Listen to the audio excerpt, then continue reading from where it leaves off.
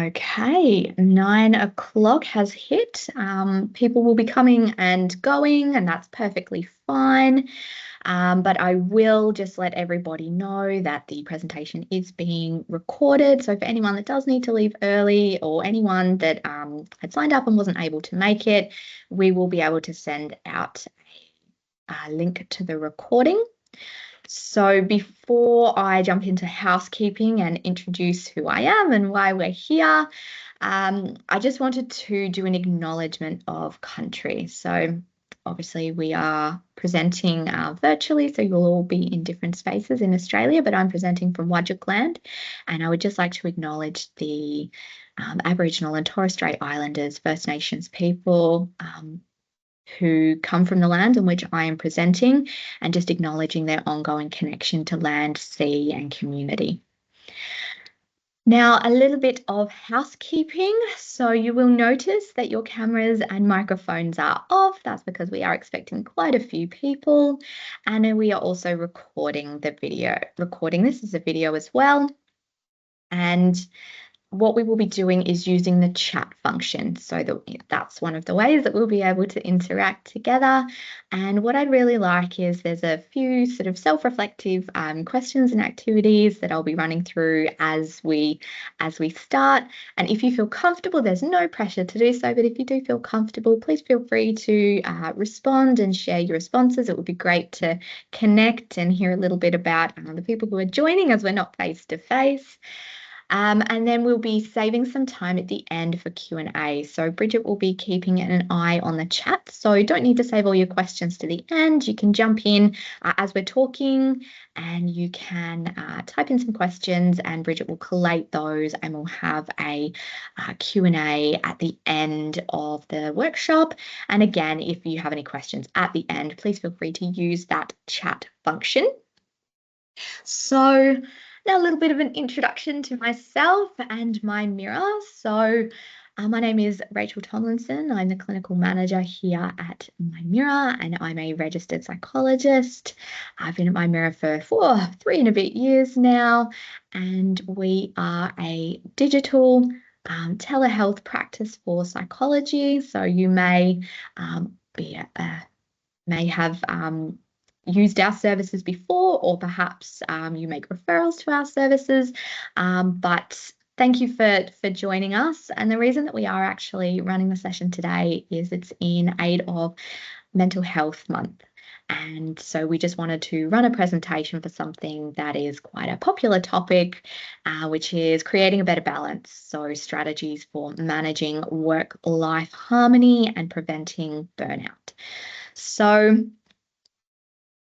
what we're going to be covering today is what is work-life balance and burnout. It's really important to understand what it looks like. What are some of the signs and symptoms to be on the lookout for yourself or for other people? So some people coming might be interested in this topic because they are leaders, or perhaps they're concerned about somebody that they love. So it's also a good way to keep a track of your own signs and symptoms as well, if this is something that you're concerned about. We'll be then having a look at some evidence-based strategies. So these are the types of strategies and techniques that I would use in session as a psychologist. And we're going to have a couple of guided exercises to help us have a look at maybe where the balance is not quite working for yourself, and then some strategies and techniques for improving stress or creating a bit of a better balance. So what is work-life balance? So first of all, I have a lot of clients that come to me as a psychologist who really struggle with balancing these roles, work and life. And I think that it comes with a lot of mental and physical strain. In particular, I see things like negative self-talk, feelings of stress, feelings of overwhelm in one or both areas of their life where they feel that balance is not happening. And it's also important to understand that in this modern day and age, creating a separation or a balance is even harder. We're constantly connected to our mobiles or our computers. We're very accessible, and it can make it even harder to sort of put work down. We also There's a lot more work from home and virtual workspaces, which can make it really hard to compartmentalize and actually separate those things. So when we have a look at a more formal definition of what is work-life balance, it refers to that equilibrium between personal life and our professional responsibilities. So we know that work-life balance is also going to look different for each and every one of you. So what work-life balance looks like for me will look very different to each of you. But in addition to that, it's also important to understand that your concept of work-life balance will shift as you go through various stages of your life. So it's very normal that what you need in terms of balance will look very, very different. So, for example, when somebody is first jumping into the workforce, it might be very different than when people potentially start having children, or if you have a promotion and get a new job, or you have other stresses and strains that are happening outside of life, which we know happens. That balance and that your needs will look different at each of those stages. So it's important to understand what burnout looks like. And the reason that I say this is because burnout can creep up and it is very insidious. It's not typically, one event that suddenly results in burnout. It's typically that prolonged state of being stressed, mental exhaustion, physical, emotional exhaustion that comes up from being in this state for a prolonged period of time. So it is something that can sneak up. And what we also know is that it can be a bit of a vicious cycle. So we, for some reason, feel sort of stressed, or we can't fully commit ourselves to work, and we don't maybe perform to our own expectations. And then what happens is we feel guilt or shame, or our sense of self is affected by these negative feelings, and feelings of stress, or not managing to catch up or not managing to complete things.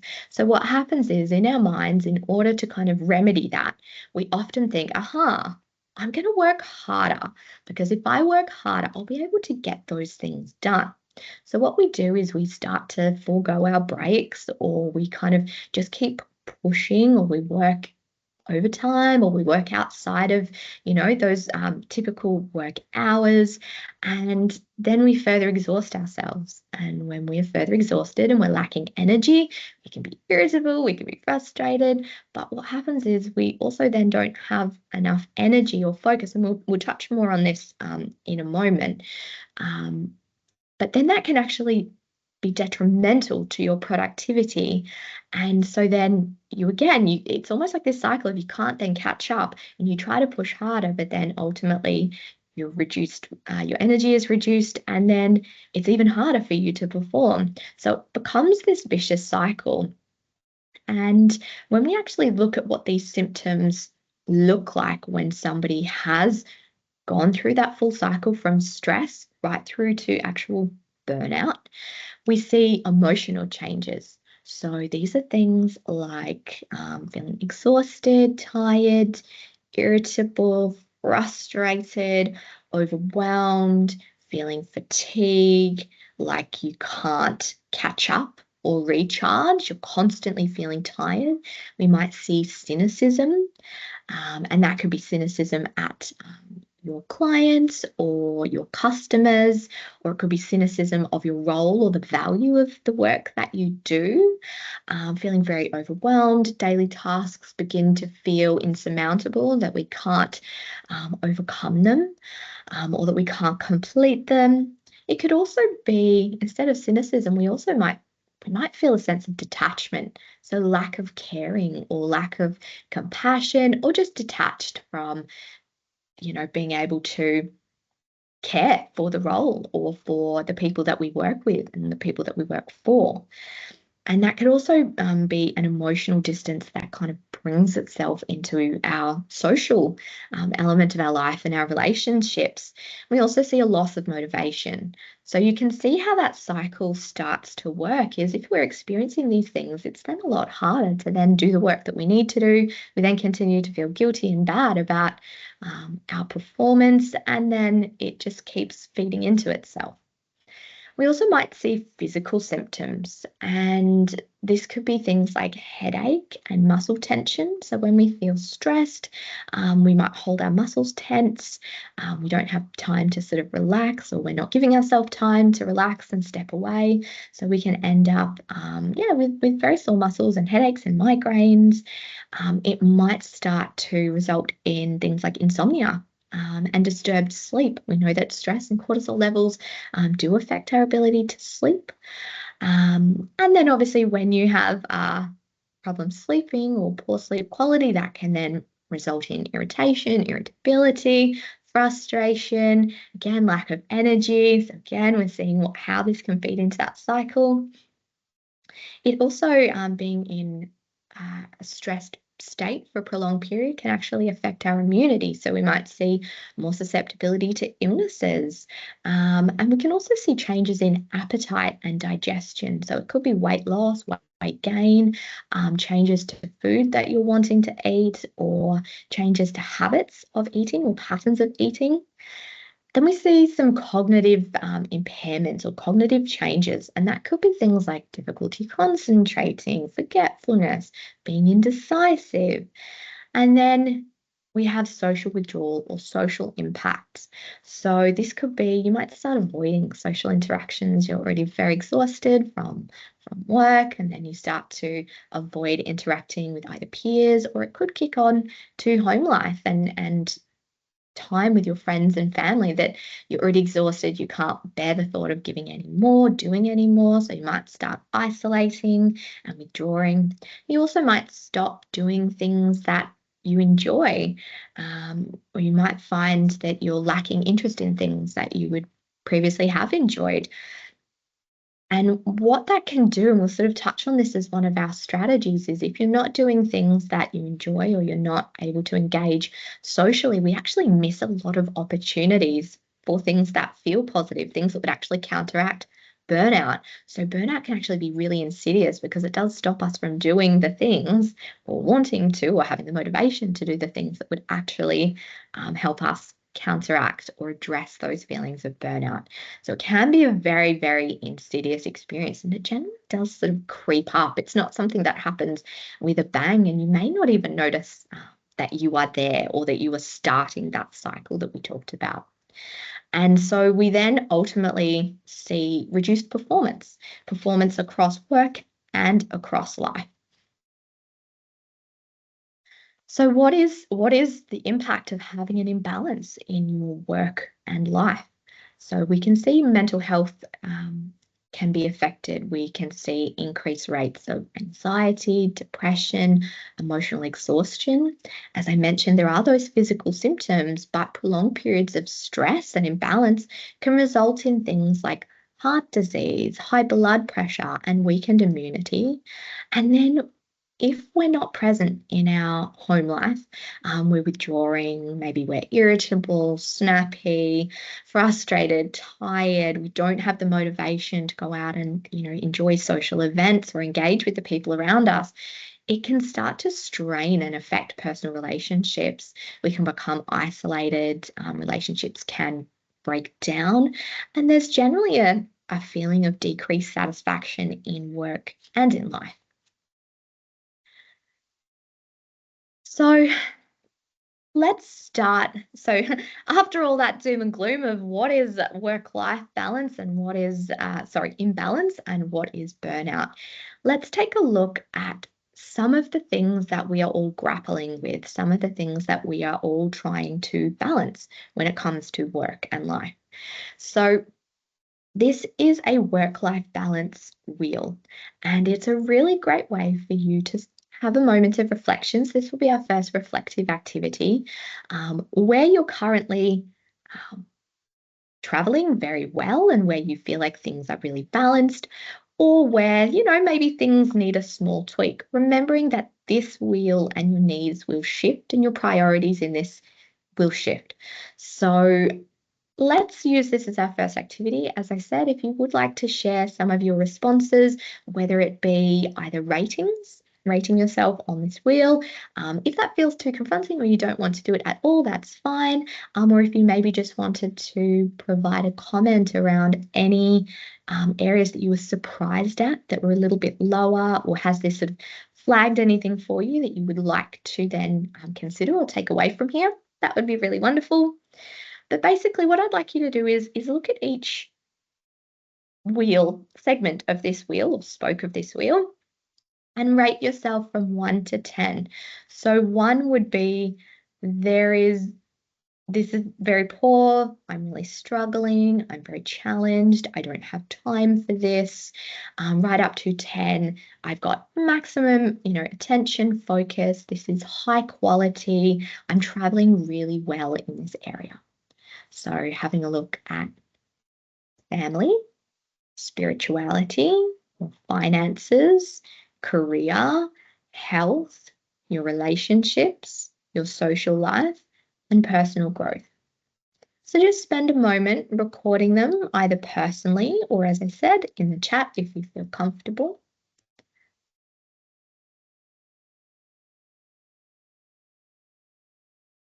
Now, while you're working through that, I'd like you to consider and reflect on which of these areas might need more attention to create a better balance. And better balance doesn't mean that everything is at a 10. That's not possible. But also that your needs will be different, and that maybe family needs to be the priority right now. Maybe you have a small child at home, or maybe someone in your family is unwell and you need to prioritize that. So understand that, a 2 on spirituality versus, a 10 on family might just be the right balance for you right now. Or maybe career is only a 3 and family is a 7 or an 8. So it's not about you need to reach a particular number for it to be a balance, but it's for you right now. Is that in the right space? Is that the right number?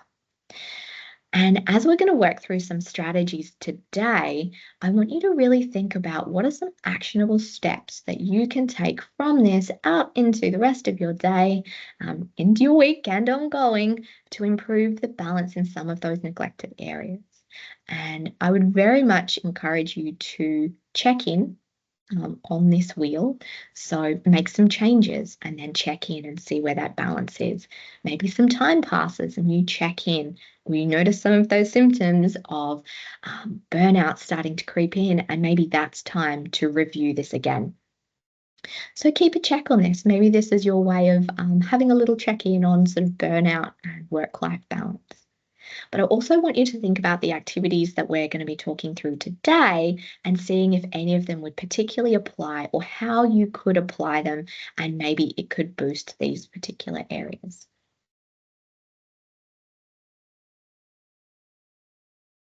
So now we're on to the good stuff. I always try to move through that first section not quickly, but with absolutely enough time so that we can actually focus on the juicy stuff that you're here for, which is, okay, I've come to this burnout presentation and we're going to talk about better balance, but what do I do about it? And as a psychologist, I'm very much about that actionable take home. You should be able to have at least one thing that you go, aha, I'm going to give this a try.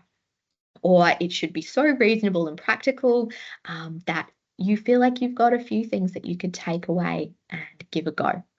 Now, one thing that I always say to my clients and when I'm working is, here is my toolbox. I'm going to open up my toolbox and share it with you, but only you will know which is the right tool.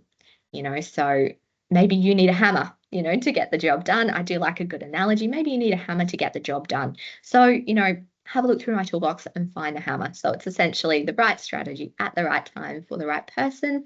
So take what you want and leave the rest. So the first I guess the first activity that we're going to work on is another reflection activity. So, ACT, you may or may not have heard it before, acceptance and commitment therapy is a type of modality that many psychologists use. And what we're drawing from is a values-based activity. So when we can identify our core values and we align it with our daily actions, it can help us to make choices that are meaningful, even when things get stressful. So how does this apply to work-life balance? Well, it can help you decide what is the right balance right now. So if we think back to the wheel, which of the things that you are needing to prioritize based on and in alignment with your personal values, but it can also help you make decisions. So whether you say yes or no to something, whether you agree to something, what choices you are making and how you create that balance, you can help to answer those questions by understanding and really tapping into your value system. So this is another activity that if you feel like sharing, please do. It would be lovely if you did in the chat box. If you don't, of course, that's perfectly fine. But I'd love you to think about what your top 3 core values are. Now, of course, you may have more than 3, but we're just going for 3 at the moment. Now, everybody's values are very different. So it could be something really tangible like, financial security, or it could be things like honesty, or it could be family. So there doesn't have to be, there's no right answer, there's no wrong answer. This is very personal to you. But what are your top 3 core values in your life? Give you a moment to think about those. It can be hard sometimes to identify those values as well. So just give yourself a moment.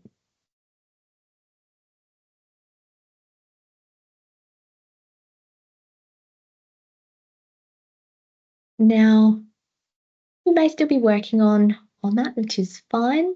But what I'd like you to start thinking about is how do these values align or misalign with your daily activities? So if one of your core values is family and connection, but right now work is taking the lead, you will probably feel very strongly that your work life is out of balance because your core value is something that drives you in your decision making. And when we feel misaligned from our values, we can end up with very big, strong feelings like guilt and shame, or very negative or not so nice sort of internal thoughts about ourselves and our value, because we feel value when we align with these core values.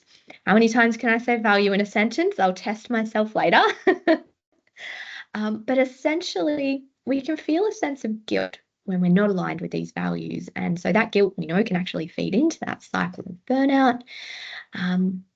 So have a bit of a think. How aligned are your daily activities with your personal core values? Now, these values will also help you to understand which of the things you are going to pursue and which of the things you can just let go of. And what I mean by that is when we looked at that wheel, not everything is going to be at a 10. It's impossible. We can't be at that state because in order to be present in one area, we automatically have to, you know, detract and not be present in some area. So you go to work, which immediately means you are not with your family, or vice versa.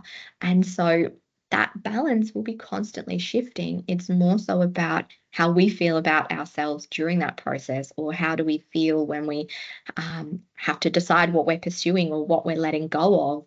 Sometimes we feel that pressure that we can't let go of anything, that we should be doing everything, we should be everything for everybody all at the same time. And it's actually not possible.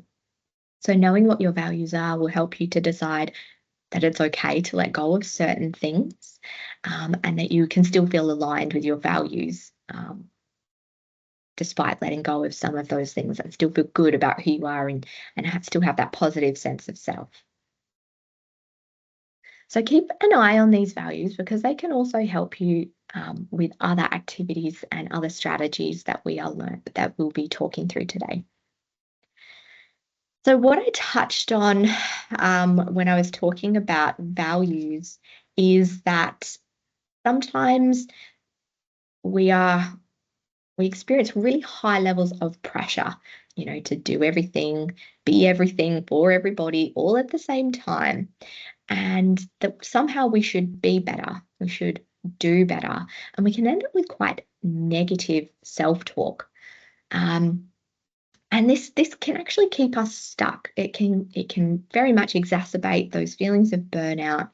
And so it's very important for us to understand self-compassion and start to address and explore those negative, conversations that we're having with ourselves and catching ourselves being mean or having really high expectations on ourselves or not having realistic expectations on ourselves and what is possible within a day for us to be able to achieve.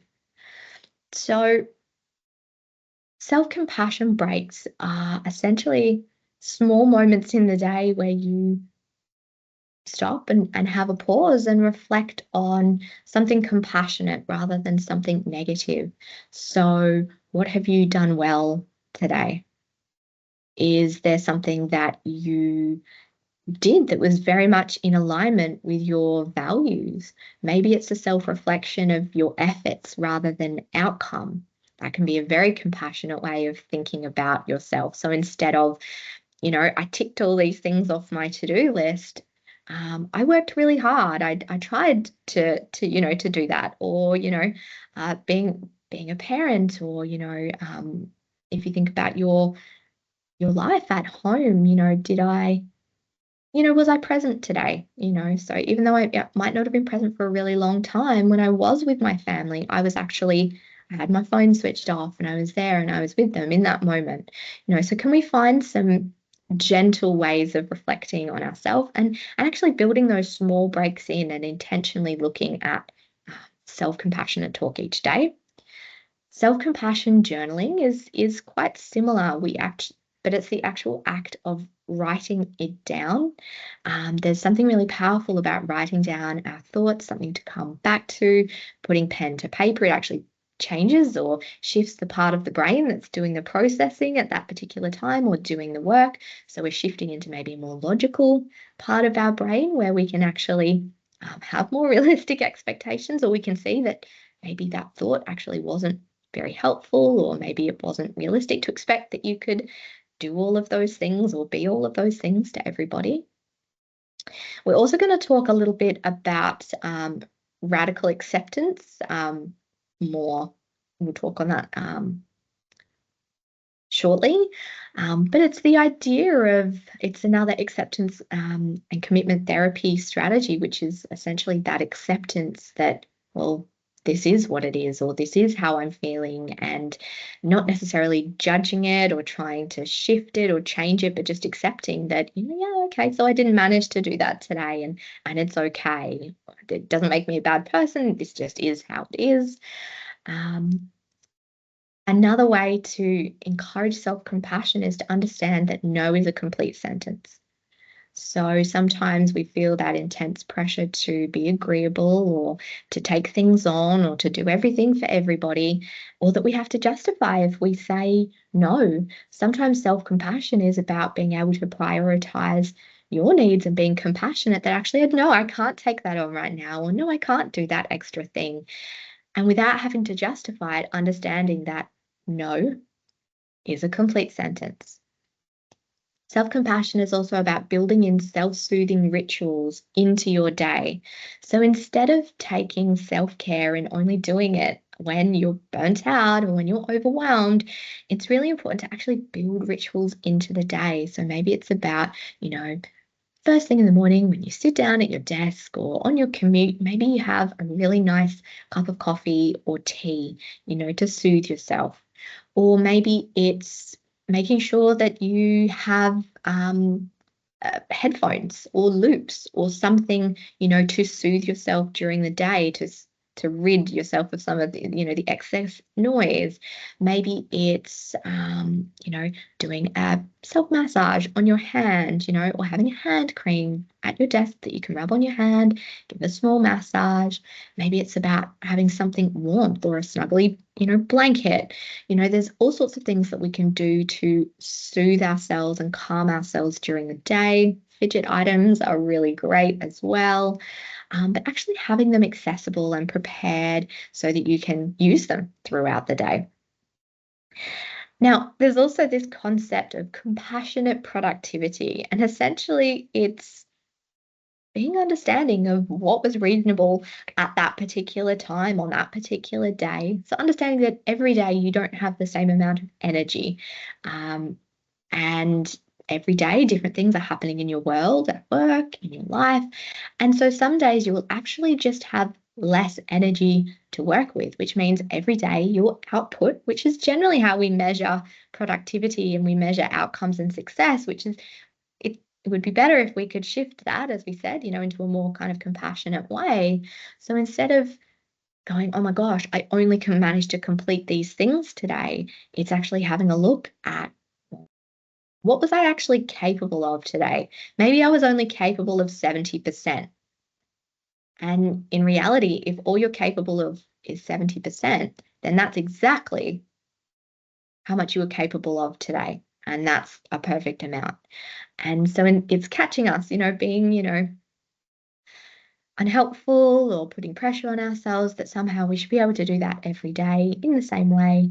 So considering compassionate productivity, did I do today exactly what I was capable of doing today, and accepting and understanding that was okay.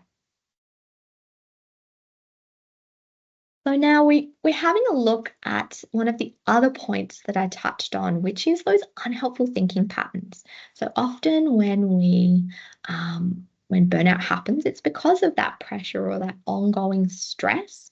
But we can also see it when we experience an imbalance. So we might start to see unhelpful thinking styles creeping in, like I'm never going to be able to catch up at work, or I'm failing as a parent or a partner. Now, these thoughts are not helpful. We're already experiencing stress. And when we think about these kinds of things, it just makes us feel even more stressed, more overwhelmed, more guilty. And so they actually have a very counterproductive effect on us. So this is a CBT activity, a cognitive behavior therapy activity called cognitive restructuring. Now that sounds very, very fancy and not at all accessible. But essentially what it means is, can we restructure or reframe those negative thoughts? So the steps is, first of all, we need to actually identify that these thoughts are happening. So it's about sort of getting attuned and stopping and thinking about comments that you're saying to yourself, that internal voice, and identifying what that particular thought is. Only once we've actually been able to identify it can we move to that next step, which is challenging the accuracy of that thought. Is that thought actually true? Am I never going to catch up? When you catch yourself saying things like never or always, it's very sort of black and white thinking, and it's probably not 100% true. And am I failing as a parent? Okay, so maybe I've been working late this week, but does that mean that I'm failing as a parent? No, probably not. And then we need to balance that with a more realistic, more neutral kind of thought. So, what happens here is that we we have negative automatic thoughts, right? So these thoughts, they will they will do things like, um, if you think I'm never going to catch up at work, you're probably going to feel pretty bad, pretty crummy, pretty guilty, and then that could actually change your behavior. Perhaps you start to get burnt out because you're trying to push, or maybe you feel really overwhelmed and you start to avoid. Well, I'm never going to catch up at work, so why would I bother? So cognitive behavior therapy is about your cognitions or your thoughts and understanding how they affect your behavior and how they affect your feelings. So if we understand how that thought is affecting our behavior and affecting our feelings, we can then understand how they can feed into burnout. But then we can also have a bit of a think about the flip side. So, okay, so what is a more neutral way of thinking? If I think about something more neutrally, it's probably going to change how I feel, and it's probably going to then change how I react or respond to the situation. So, if we reframe, I'm never going to catch up to, well, I'm working as hard as I can, as realistically as possible. I'm working as hard as I can. And it's possible for me to break my tasks into more manageable pieces, and I will be able to complete those. So, if you think about that comparison as to how it makes us feel, it's more neutral. There's no judgment, there's no blame, and you're probably going to feel less stressed, which will actually put you into a better space, being able to respond to and actually complete the work in front of you. So, cognitive reframing is very important in helping us being able to address that work life balance. So, when we have a look at some practical strategies, so those ones were more sort of looking at mindset. So, we're looking at, can you shift your mindset to be more compassionate? Can you identify problematic thoughts that are keeping you stuck or actually causing more problems? And now we can touch on some more of the practical. What do I do? Because work is busy, and then I've got a busy, family or home life. How do I actually create some kind of a balance? So boundaries are very important. Being able to say no is, as I said before, in the self-compassion, it's a complete sentence. Sometimes we actually have to say no and be fully present in one of those areas in order to feel okay. Um, so it's about delineating and really defining those work hours as being separate to our personal time. Now, I know certain people have jobs where they are required to be contactable, but it's putting in those limits where possible. So, limiting your work related communications outside of those hours. And I know that there's been some recent changes to legislation about being able to contact outside of work hours, depending on, the role or the requirement of the request. But where possible, um, right, I'm at home now, so now I'm really at home and being able to really protect that time where possible. It could also be setting boundaries by having a digital detox. So sometimes families that I've worked with, they might all put their phone in the center of the table, and then whoever picks their phone up to check it first has to do the dishes. So you can make it an interesting and fun activity, or it could just be. I know that there's certain apps where you can sort of shut down or limit access to certain apps or things on your phone to sort of stop you if you're very tempted to go and grab it. It could be about at the end of the workday, if you work from home, for example, of actually shutting the computer and packing it away so that it's not visible, you can't see it, but also having periods of time on the weekend, where you're spending time with loved ones, where you just don't have your phone with you, so you're not tempted to check. You might even take off Apple Watches or things that give you notifications or turn the notifications off to try and reduce some of that temptation to go and take a look. It's also about prioritizing your tasks. So sitting down, creating a list of all the things that you have to do, and considering which tasks are critical. So, some tasks might be time critical, but sometimes they might also be morally or personally critical that actually this thing needs to take priority right now. That values activity that we did before will help you to differentiate how to focus on critical things. Obviously, you've got things like safety, kinds of concerns. Obviously, they will come right to the top, or things that, are due sooner. But then it can help you to adjust your schedule, have more realistic goals when you actually focus on these particular tasks. But then we also have the concept of working to your chronotype. Another fancy word, I apologize, but chrono is time. Just a fancy word. I don't know why we do this in our industry, but your chronotype is: are you an early morning?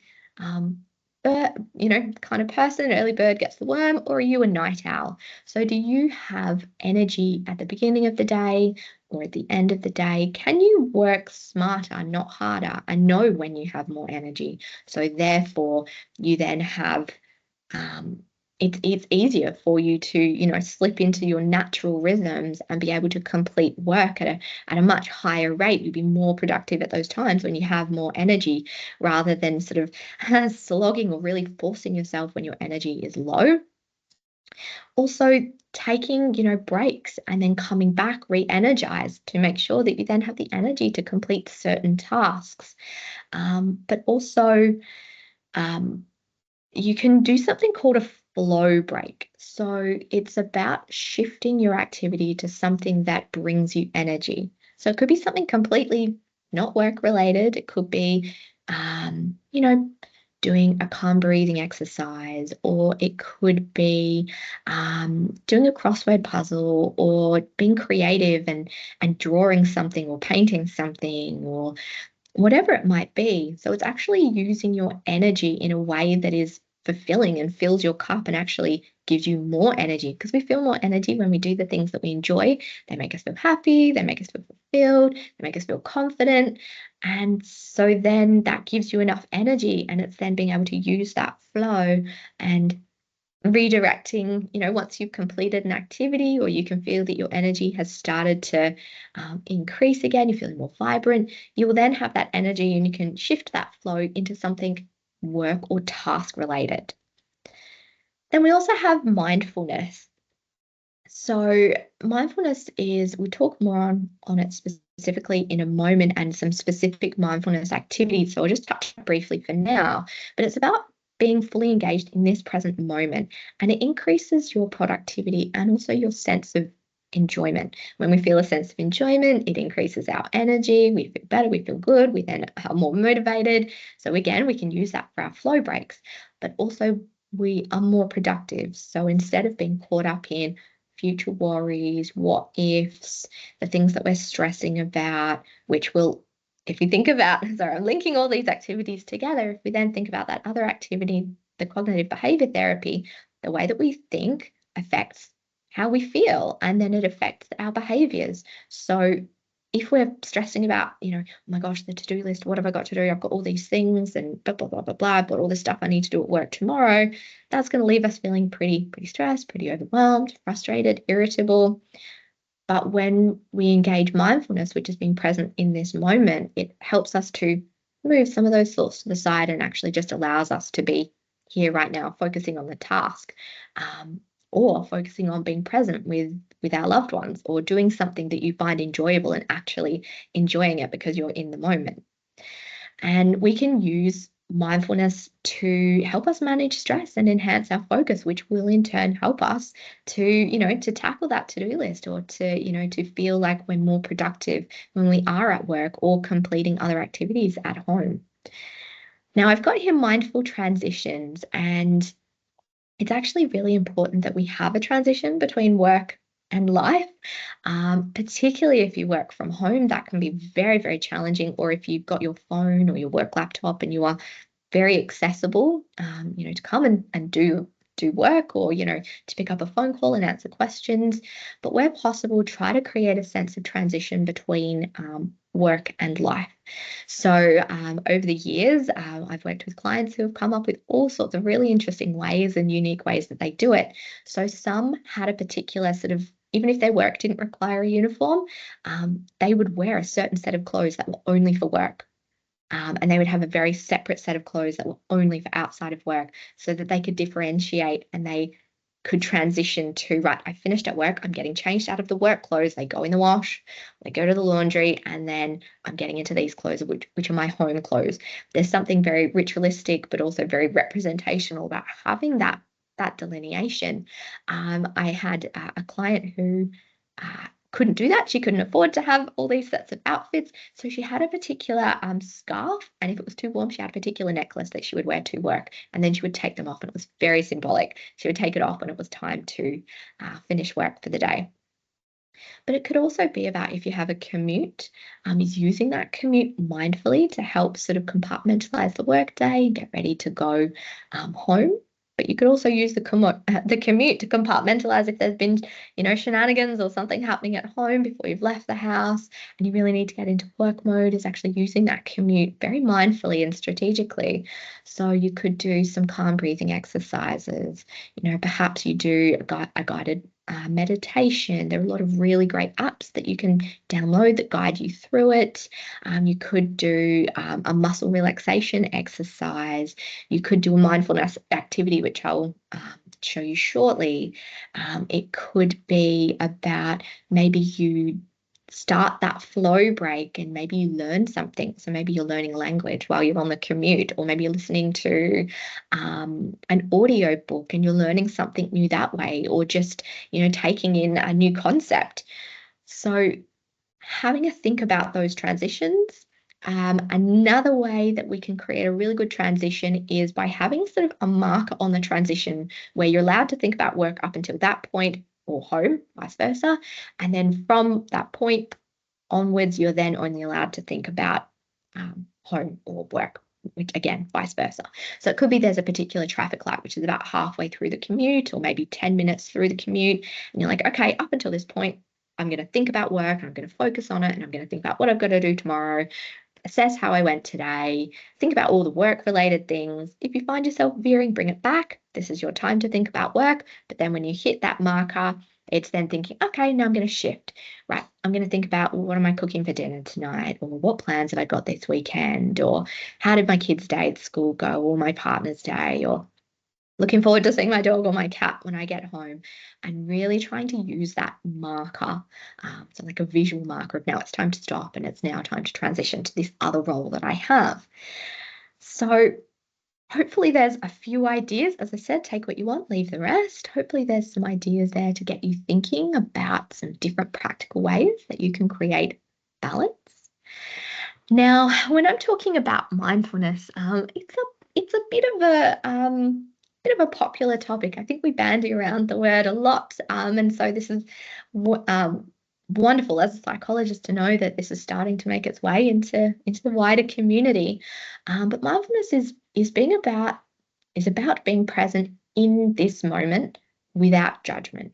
So we're not judging the thoughts that are coming through our heads or how we're feeling. It's just about tapping into what is happening right here, right now, emotionally and mentally, so in my thoughts. And it's about accepting that we will experience stress and we will experience negative emotions at some time, and that we accept them, that we don't need to suppress them or avoid them. Sometimes the harder we try to avoid something, it actually creates more attention on it. So if I was to say to you all right now, you are not allowed to think about pink elephants, what did everybody think about? I mean, chuck it in the chat box, but I'm going to hazard a guess. It was pink elephants. You're not allowed to think about pink elephants. Pink elephants are bad. We should avoid pink elephants. Don't think about pink elephants. What is everybody thinking about right now? Pink elephants.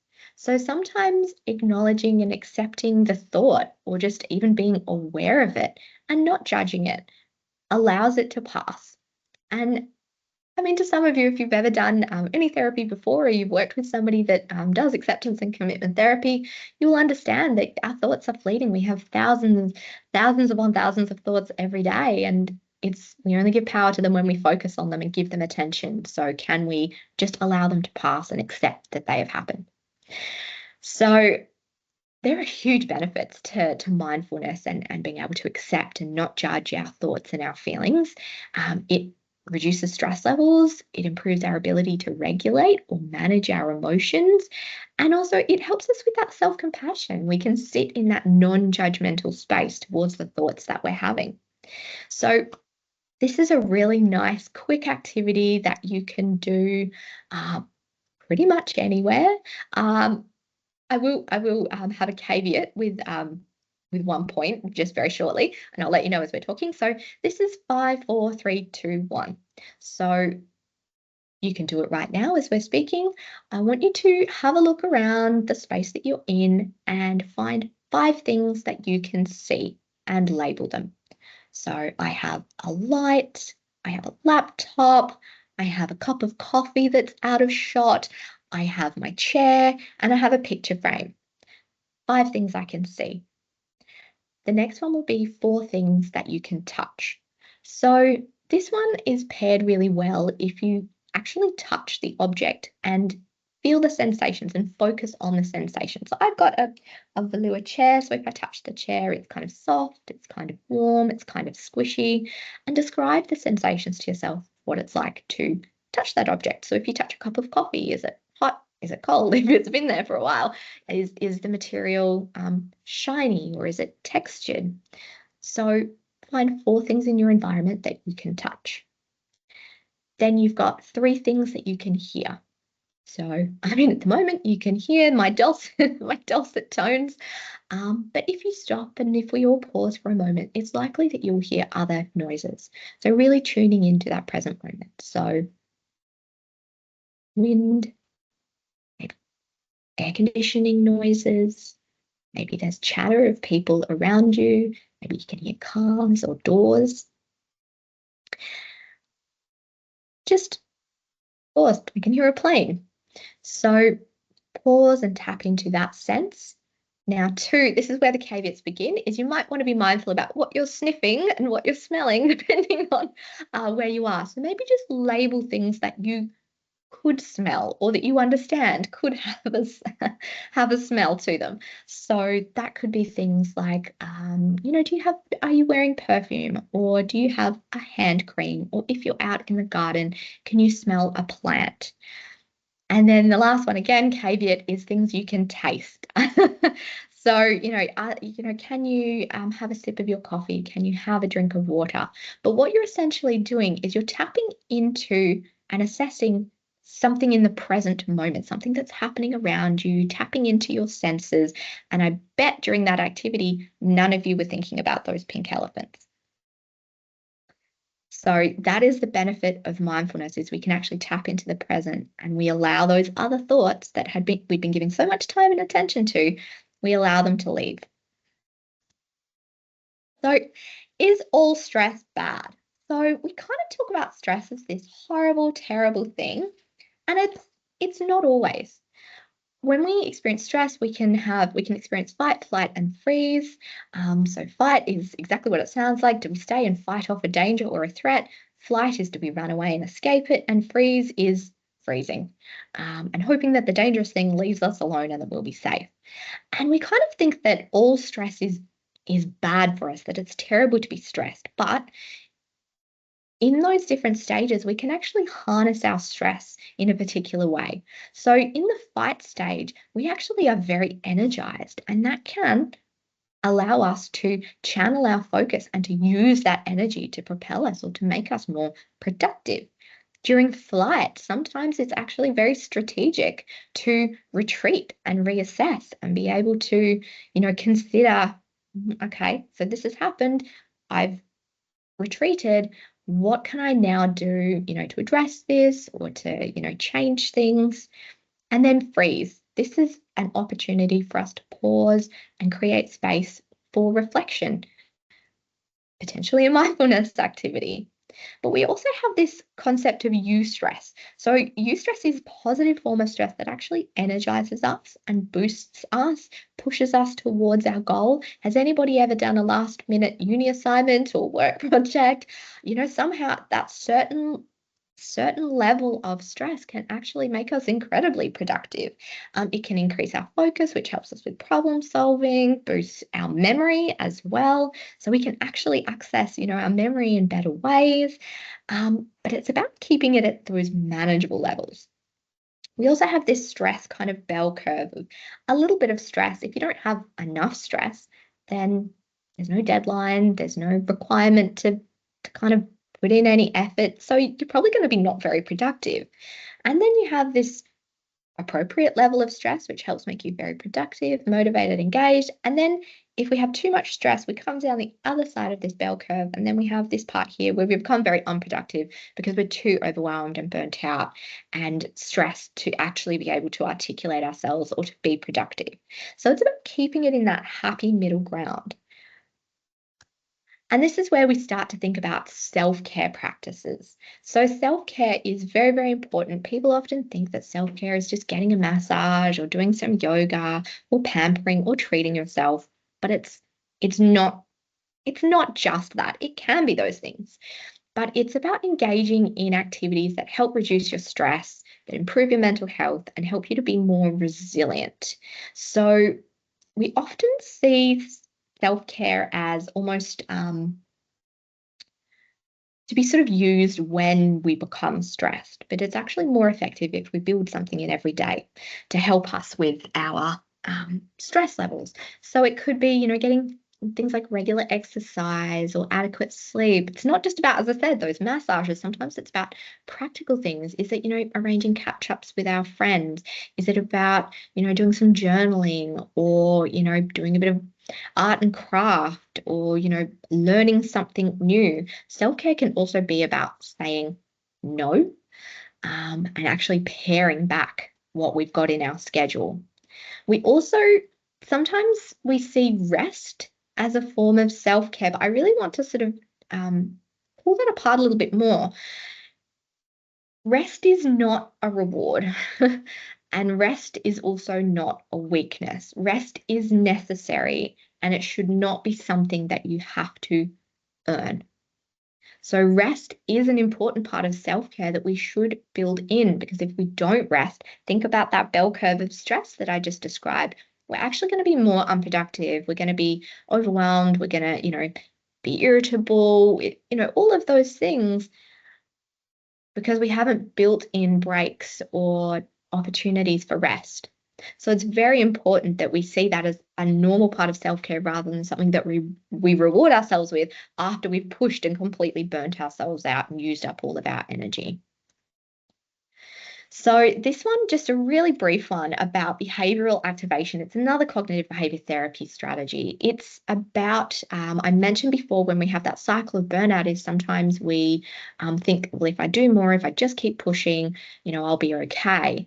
And it's also that concept of when you have reduced mood and stress, you lose motivation, you're less likely to do things that you enjoy. So if we think about that a little bit more closely, it's okay, so if I add things into my day that bring me joy, that make me feel happy, then I can actually counterbalance, some of that burnout. I can create a better balance in my life. And having an improved mood will then help you to actually function and to be able to manage, the stresses of work or the stresses of life and family. So it it's about scheduling it in, and it doesn't have to be big. We think about sort of like self-care and these activities as, having to take a really long time, like taking a holiday or going to get, our nails done or to get a, a haircut or whatever it might be. And it could be those things. But what I would suggest doing is making a really long list. You can even go online and find some really great lists that have got hundreds and hundreds of activities to try. And what I'd suggest is rating them. So just cross out the ones that immediately seem naff. They don't look like anything that you would want to do. They just don't fit you, suit you. Beautiful. Cross them out. You don't have to do them. But then look at the other ones and think, well, is that a quick activity? Would that take 5 minutes or 10 minutes, or maybe is that half an hour? And then practice them, try them out. Be a bit of a scientist. Rate your mood before you do them and after you do them, and jot it down. So actually, I felt really good after that. You see some evidence that, hey, this actually does have a direct impact on my mood. Or maybe you go, yeah, no, that one wasn't right. You can also start to think about using particular activities very strategically, depending on sort of your circumstances, situation, how much time you have, or what it is that's sort of making you feel stressed or overwhelmed. So it's like this self-care menu, creating a list of small activities that are pleasurable, enjoyable, and that boost your mood. And you can, structure those in and schedule them in so that you're creating that better balance for your day. So now we come to the end of our workshop. And so first kind of key takeaway or thing that I hope that you will take from this is that burnout is entirely preventable. It's harder the further into burnout you go. So the earlier you can sort of put some of these things in, even if you're like, well, I feel great now. Beautiful. Let's keep that going. Let's like build some of these strategies in. People often think that to come and see a psychologist or to come and access support, you need to be in that crisis state, or to actually take action and make changes, you have to be in crisis. That's not true. It's really important that we actually address these things regularly and build in a better balance day to day. And it will involve a lot of different techniques. So, depending on how you feel, will depend on which technique works. It will also depend which wheel or some spoke of that self care and work life balance wheel is out of whack. And it also depends on who you are as a person and what your values are and what it is that you need. Setting boundaries is very, very important, as is living life in accordance with those values.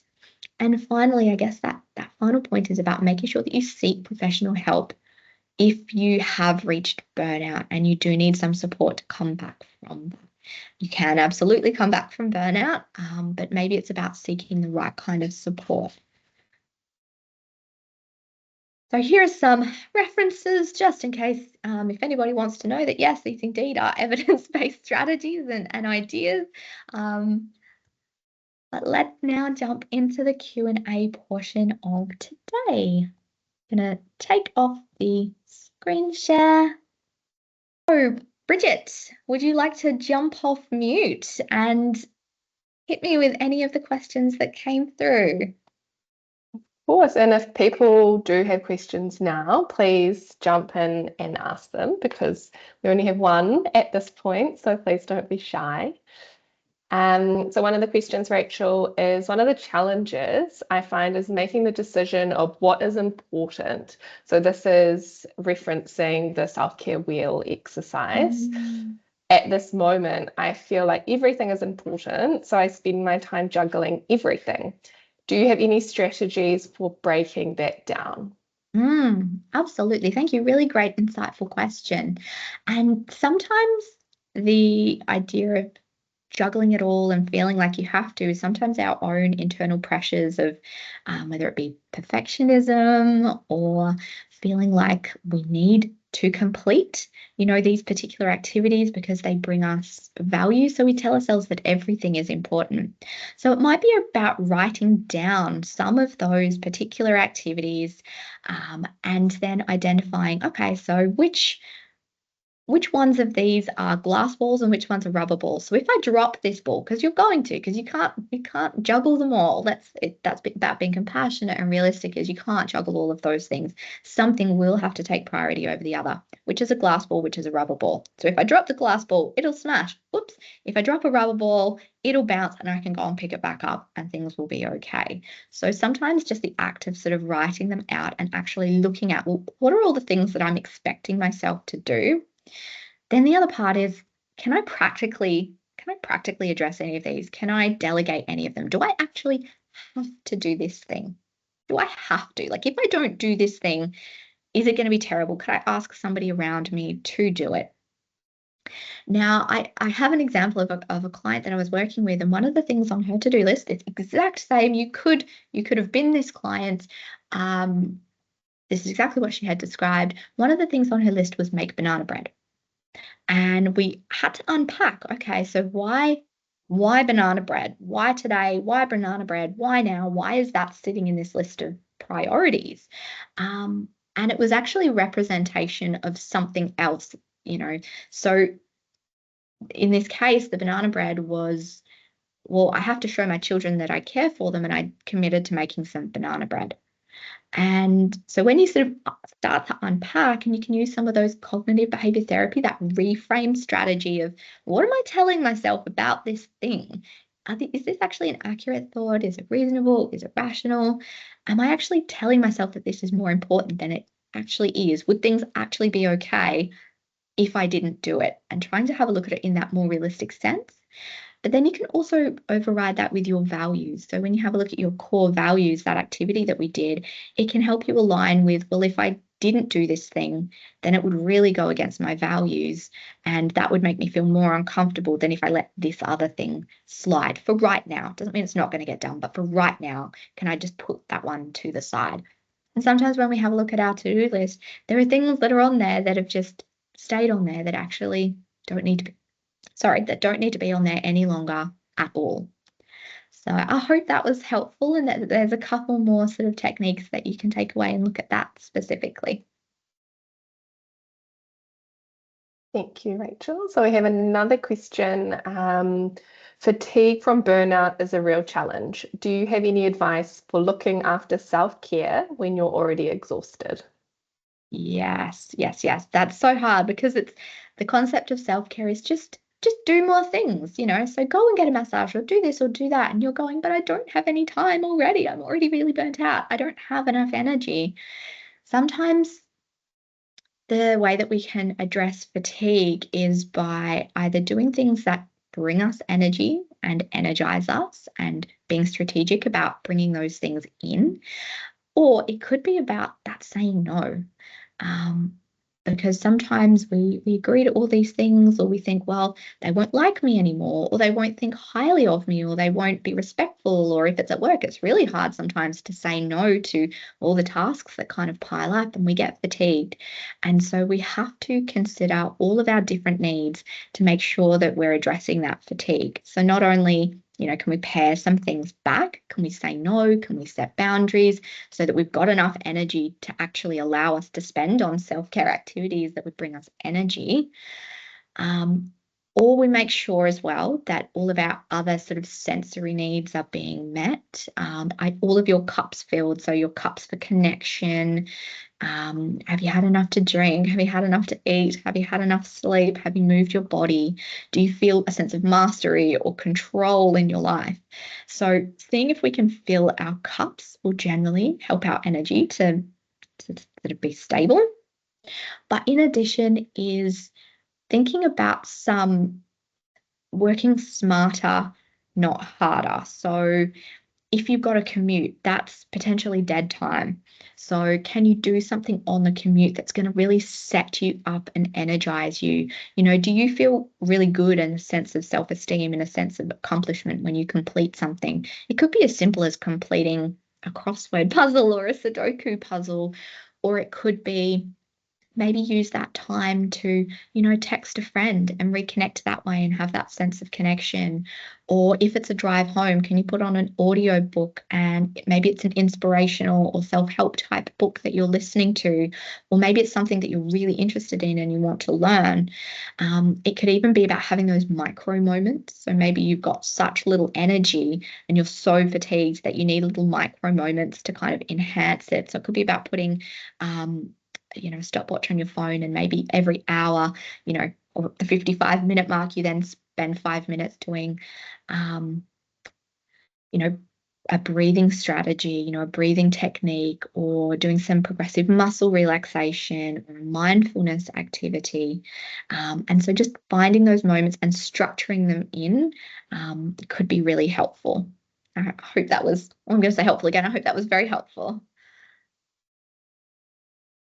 Thanks, Rachel. So our next question is, I'm working in a family business. Talking about work is a 24/7 topic. It is hard to switch off. Do you have any advice on managing this kind of dynamic? That one's a really tricky one because, as you would well know, everybody's enmeshed in that. You're working together all day. Those boundaries and those lines are really blurred. But also other people that you work with and are in your family might not have that same need that you do for balance to look a particular way. So if you remember back at the beginning and that sort of wheel that we talked about, their needs will be different than yours, but also what is happening in your world, your personal capacity, your personal energy for that particular day or that week, will look different. So you will have different needs. And it might be about having potentially an uncomfortable conversation about setting your own boundaries. So for people that work from home, it might be, okay, I now need, so I've finished my work. I now need to go and have a half an hour walk around the neighborhood, listen to my music, put on a podcast or listen to an audio book. And I'm going to take a half an hour walk. Heck, it could even be 10 minutes, like, especially if you're feeling fatigued, like the previous question, is, if you've only got small amounts of time, like make it worth it. Be strategic. So it could be about compartmentalizing and going, right, I'm going to go and have a walk. And then when I come home, to make sure that I'm well and balanced and that I'm going to do the best that I can for our family outside of work hours, I need to actually, when I come back from that walk, that's my commute. I've come home now and now is home time. And if you've got any questions or any topics that you want to talk about for work, let's jot them down on a piece of paper. And tomorrow when I restart work, I'm happy to answer those questions, but I actually need to create this balance for me. So it's about having that balance where you're like, look, I can hear that you really want to talk about that and I respect that. But right now, in order for me to come back tomorrow and be refreshed and do an amazing job at work and for our family, I actually need to be able to switch off. So it could be about learning that art of saying no. But it could be, maybe you've got somewhere that, depending on the dynamic of the family, whether it's like your parents or your siblings or your partner or your children, I'm not sure. But maybe there's like a communal space where you can like record down these particular notes. Yeah, let's table this as a conversation for tomorrow. This is something really important to talk about. But I think it's just going to be very much about sharing your boundaries around what you will or will not accept when you transition from personal life to home life. Yeah, so our next question is, do you have any tips for managing feelings of guilt when you are focusing on your own self-care? Yes, this one is very, very, very, very prevalent in work as a psychologist. A lot of the time, it's because our sense of self is tied up in being helpful or being a helper in some way. So if I'm not, particularly it happens, and I'm not saying this doesn't happen to our men folk, but it is particularly prominent in mothers. That if I'm, looking after myself, it must mean I'm not looking after my children, and therefore that means I'm a terrible parent. So that is a very, very common one. Without knowing your personal circumstances, I don't want to assume what the particular dynamic is. Just wanted to label that one. But by and large, people experience a lot of sense of self in being helpful or being a good person. And we often think that being a good person means looking after others before we look after ourselves. And so when we have those kinds of thoughts, it's often those unhelpful thinking styles that have crept in. So those cognitive behavior therapy strategy that I talked about reframing those thoughts will be really helpful. So for example, I had a client who had some very similar thoughts, and it was in relation to parenting.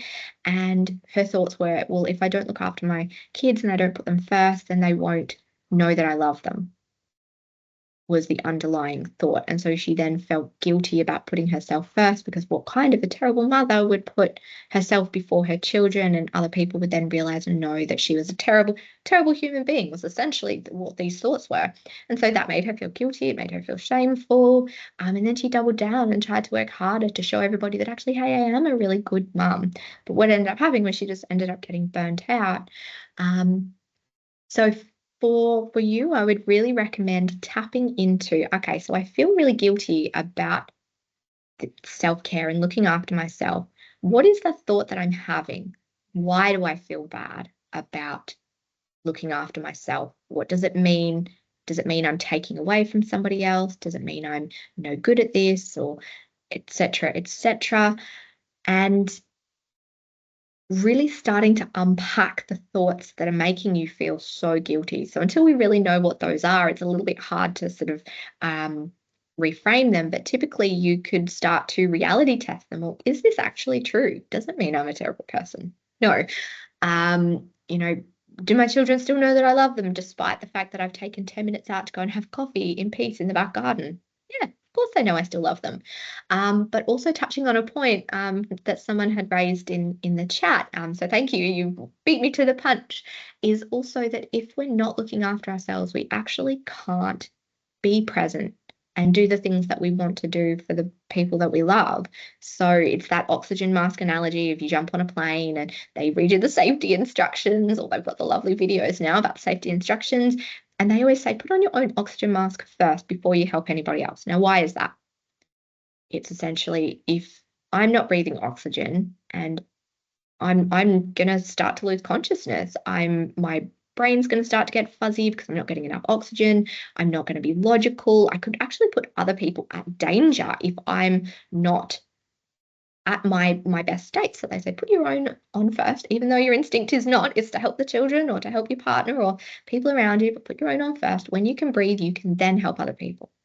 So it's going to also be about reframing for yourself. Well, if I do this for myself, if I allow myself this time to re energize, then I can actually do what I need and want to do with the people around me to try and help balance some of that guilt that can come up.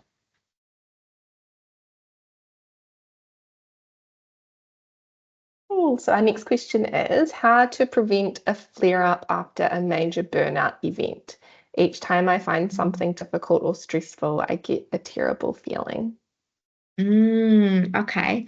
So when really good question because as I said, that cycle of burnout, it takes a few sort of cycles before we actually hit full burnout. And then you can almost be in this state of the initial crisis has kind of passed, but then it doesn't take much to then tip us into the next, you know, feeling of burnout and overwhelm. It typically means that we haven't come back up enough in that cycle to sort of our state of equilibrium or state of balance. So it's probably more about being proactive than waiting to address things when they get to that burnout. So typically we have burnout and then we start to feel better and we're like, okay, cool, I can just get back on with it. But we haven't actually done anything to stop what is leading to the burnout. We haven't actually hit that core yet of why do I keep getting burnt out? What thoughts are driving me here, or what kind of part of myself keeps me coming back to being burnt out? Is it unrealistic expectations? Is it, perfectionism or pressure? Is it misalignment with values? Is it that boundaries need some work about, well, actually, no, I'm saying no, or I'm taking things away from my schedule. So it could be about doing some deeper work to sort of figure out why the burnout keeps happening, but also if we think about stress levels, I mentioned that bell curve. We use this bell curve in another way as well. So when you have a stressful experience, your body goes through this fight, flight, freeze response. You get adrenaline and cortisol rushing through your body, and you kind of you can either build up slowly until you reach a peak of these sort of hormones in your body, these stress hormones, and then slowly over time, or with interventions, they kind of come back down, and you come back to this kind of equilibrium. But what can happen is when we experience significant events where we're continually sort of coming up and down and experiencing those stresses or those stress events, and we're going up and down, our body finds it harder to return to this baseline. And so sometimes our baseline actually starts to shift. And so then it doesn't take much. It takes the tiniest thing to trigger us off, to hit us, to get us into that kind of fight, flight, and freeze sort of state. But also, we're kind of constantly at that tension state, kind of holding on to that tension, feeling like something bad is always going to happen, or it's just the smallest thing can just tip us over the edge. And it's feeling almost like you're walking on sort of eggshells or constantly tense or overwhelmed. So it's really making sure that you're scheduling things in and building them into a routine. So having self-compassion breaks, building, small moments of self-care, building in really good transitions that work for you, that help to calm you and settle your nervous system, doing things like exercise and healthy eating, to try and help your system sort of reset. And it does. It takes a little time because it's taken you time to sort of build up to this state. It does take time, but with consistent work, your nervous system absolutely can come back down to this um, baseline that you had before. And so then it becomes harder and harder to build up again. So very much prevention, very much routine, very much strategy is going to be helpful, as well as maybe doing a bit of a deeper dive into what is it that keeps that burnout continuing.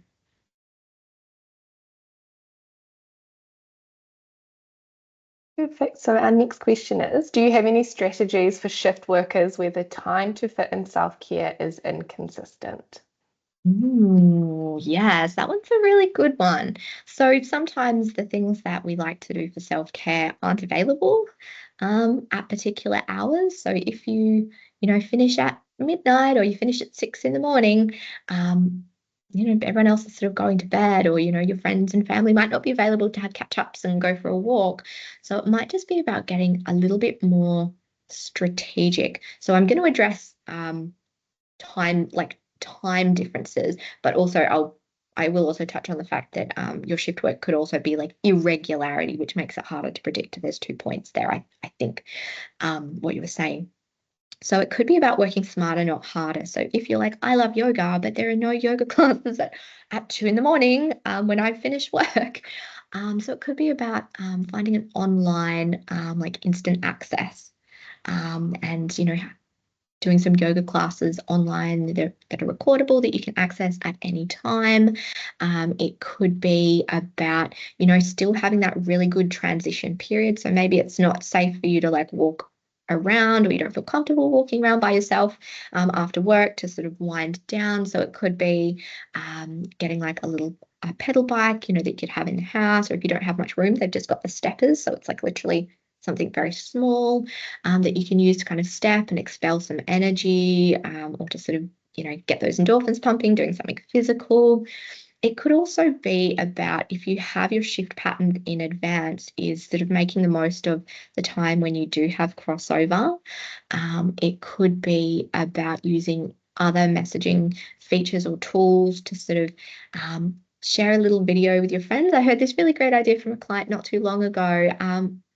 And I can't remember what they called it, but it was like something along the lines of like Wellness Wednesday. And on Wednesday, because they were all so busy and had no time to catch up because all their different schedules never aligned, they'd send like a little brief like video note to each other on this like group chat that they had about like a little update of like what I'm doing. I'm doing pretty crap this week is pretty terrible. I'm really tired. I'm really exhausted. The kids are all, they've all got these extracurricular things. It's actually not a great week. Or the other person might be, yeah, it's very quiet. It's very chilled. My schedule's opened up.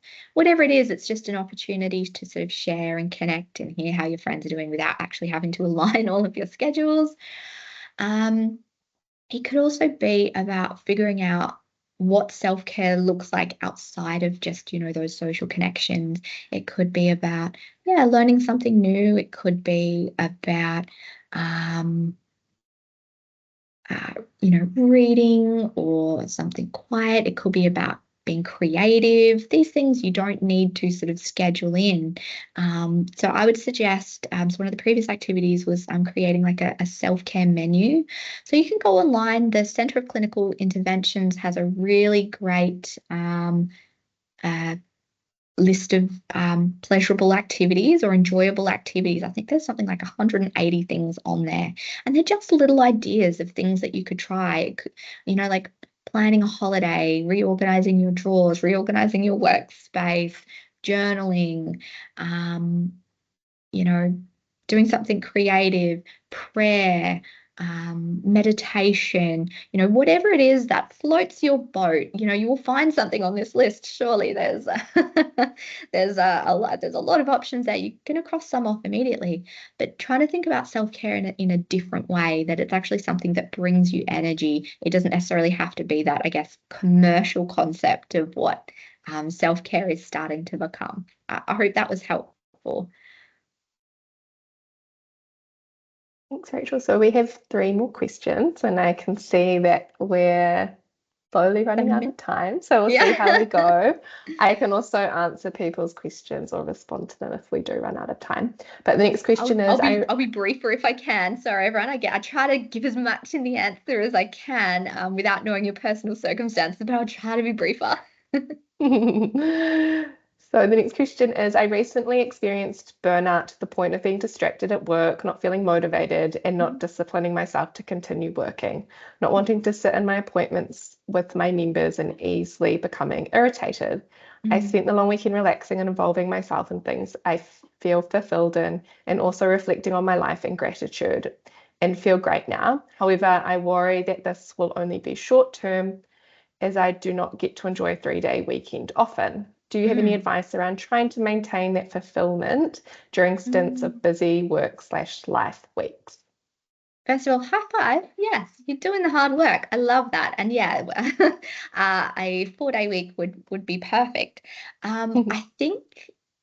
I think first of all, pinpointing some of the elements of what you did and seeing how you can build those into either the work day or the commute, because they've obviously had a profound impact on you where you've gone, oh, I can now really see this disparity and I don't want to go back to that. So amazing work. As I said, high fives. Excellent. But it then could be bringing in those micro moments. So you might not have those full 3 days, but you've still got the weekend, those 2 days. But if you build things into, yeah, work, the work commute, or when you actually take your lunch break, how many people actually take their lunch breaks and step away from their desk or, actually get out of the building, get some fresh air? There's something to be said for just actually like stepping out of the building and changing your circumstances. But if you can't leave for whatever reason, because, some roles are really difficult or it's hard to actually exit the building or it would take too much time, see what you can do sort of at your desk. Could you put in some headphones or some loops so you can't hear work stuff? Can you turn off your notifications for that time? You're not being paid for your lunch breaks. So actually using them, because that's your time, so can you put in, can you bring your journal and can you do some journaling if that was really effective? Or is it, using that to connect with friends and send some messages? Or is it about doing a mindfulness meditation? They've got some really, really brief ones that you can just, pop in and it's 10 minutes. Or do you have to travel the lift when you go to work? Depending on how big your office building is. And maybe you do something every time you have to get in the lift, or maybe it's like setting a little reminder on your phone, to get up and walk around, seeing if there's any meetings that you can do that are walking meetings, or making sure that you're doing like chair stretches and things like that. It's going to be about trying to incorporate that in meaningful ways and those brief ways, in your actual working day. I think will probably help to kind of keep that momentum going. Perfect. So our next question is, do you have extra tips for people working at home? I work full-time at home in a busy and challenging job, and I am a single parent with 2 small children. I am not present in any situation. I work when I'm with the kids, and I manage their lives while working as well. So hard. There's so many roles that and hats that you're wearing right now, and those boundaries sound like they inevitably get blurred.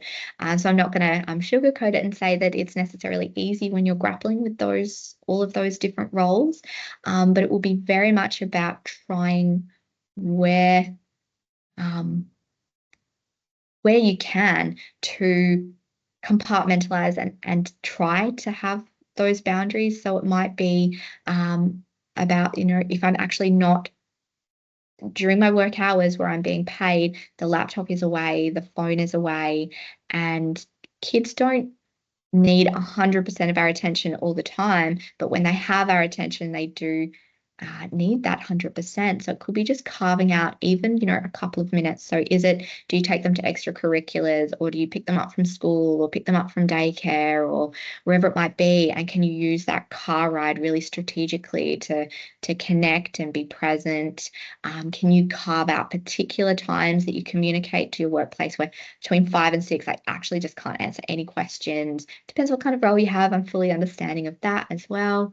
Um, but then there's also obviously you need some time in that as well, like you within yourself, even like creating all that compartmentalization between those different roles.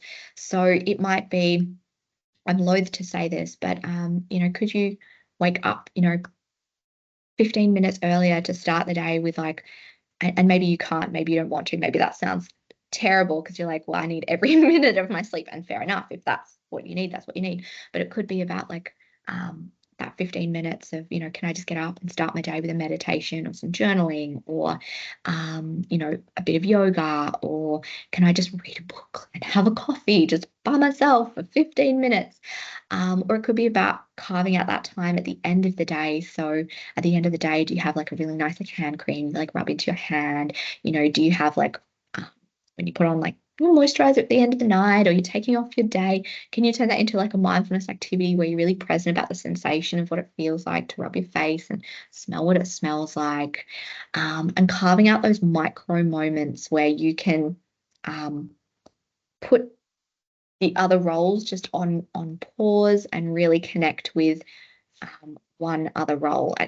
I'm saying this fully understanding of how challenging those are, but it might just be having those micro moments. And again, I'd sort of get you to re-listen to those parts about the cognitive reframe and the messages that you're telling yourself about needing to do it all and be it all. And that's actually an impossible thing, and how to actually reframe some of the ways that maybe you're talking to yourself or setting up those expectations of what might be possible to achieve in a day.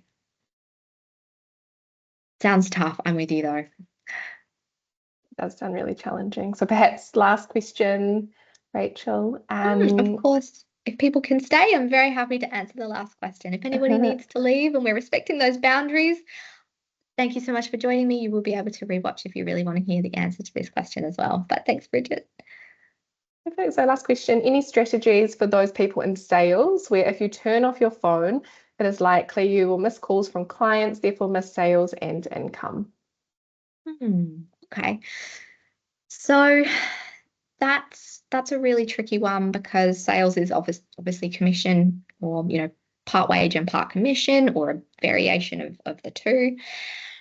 I think I think that one is almost having, moments of the day, or understanding that when you are not on a call, that you can then engage in some kind of activity.